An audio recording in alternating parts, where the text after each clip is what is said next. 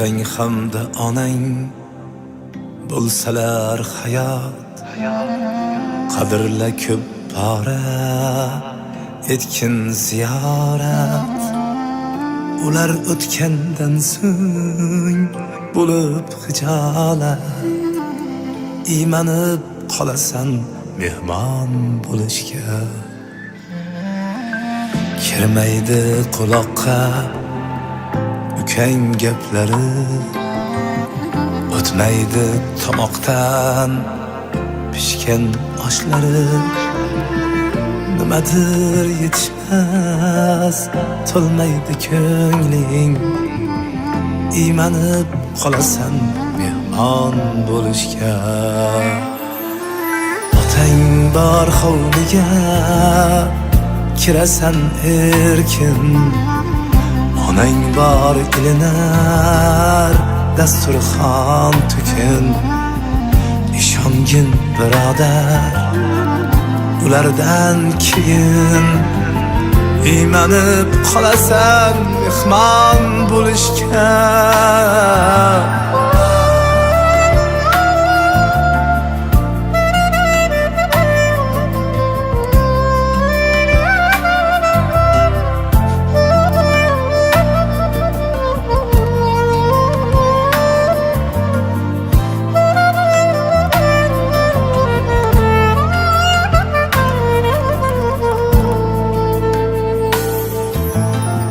Sog'inasan axir bolalik hovling, kulasan ammo kulmaydi ko'ngling.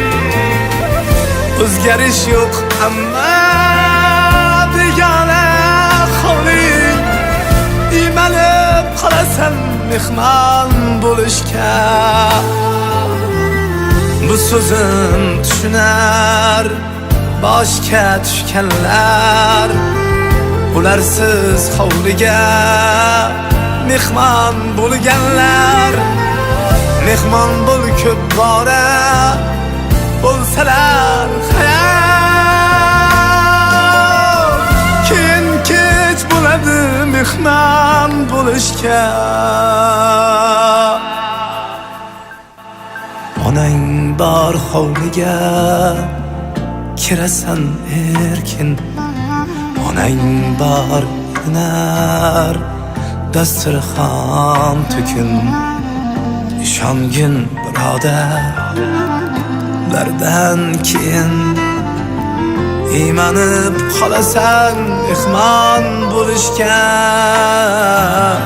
Otang bor hovliga kirasan erkin, onang bor ilinar dasturxon to'kin.